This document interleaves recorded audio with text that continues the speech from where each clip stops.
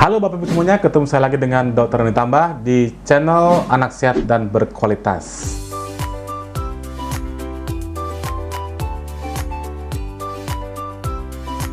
Apa kabarnya Bapak Ibu semuanya?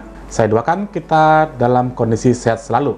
Kali ini saya akan membahas satu materi tentang bagaimana cara mengoptimalkan penyerapan zat besi untuk mencegah anak anemi lewat makanan. Tapi seperti biasa nih, sebelum memulainya, saya ingin tetap mengucap terima kasih kepada Bapak Ibu yang sudah rajin menyimak materi-materi kami di channel Anak Sehat dan Berkualitas. Dan bagi Anda mungkin Bapak Ibu yang baru pertama kali menyimak materi kami, jangan lupa klik subscribe-nya, like, dan boleh di-share. Boleh dibagikan kepada teman-temannya, sahabatnya, atau siapapun yang mungkin saja sangat membutuhkan materi ini. Yuk kita mulai pembahasannya.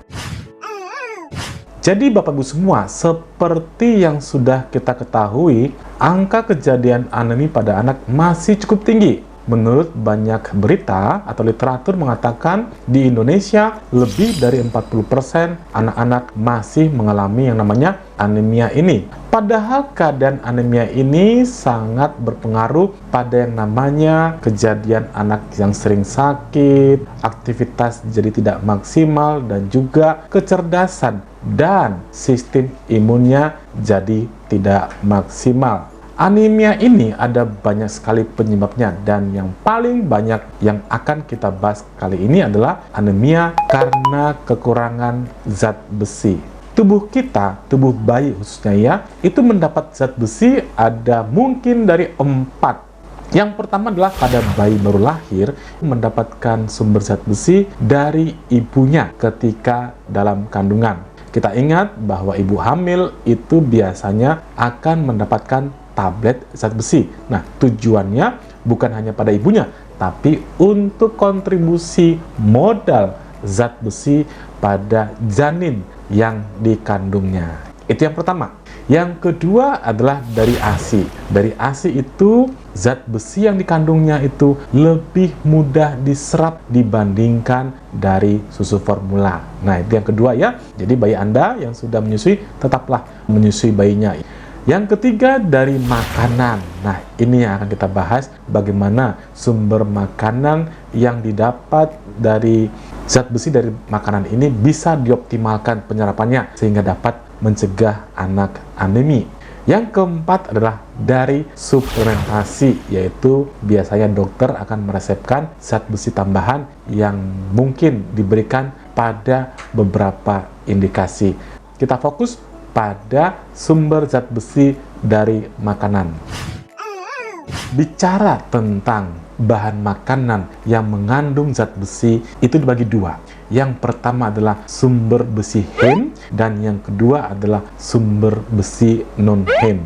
Sumber besi yang heme ini itu biasanya lebih gampang diserap. Dari mana saja sumbernya? Yuk kita lihat pada tabel berikut ya.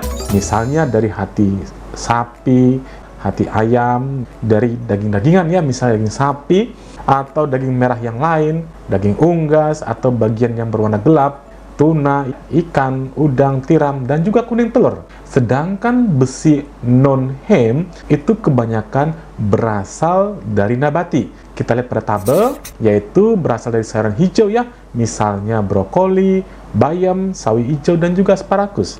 Ada juga dari kacang-kacangan ya, biji-bijian seperti almond, dan buah-buahan yang dikeringkan seperti apel, aprikot, dan prune. Ini kita pahami bahwa ada dua sumber zat besi, besi heme dan non-heme. Apa sih bedanya antara kedua ini? Kita lihat bahwa besi yang heme itu tadi kan dari makanan hewani, sedangkan besi non-heme kebanyakan dari nabati. Apa sih bedanya? Bedanya adalah pada penyerapannya. Coba kita lihat, saya ambil cuplikan berikut ini, bahwa penyerapan zat besi dari hewani itu jauh lebih optimal, jauh lebih bagus. Dikatakan di sini, daging itu penyerapannya 20 kali lebih tinggi ya, zat besinya yang maksudnya sini ya, penyerapan zat besinya 20 kali lebih tinggi dibandingkan dengan dari sayur bayam.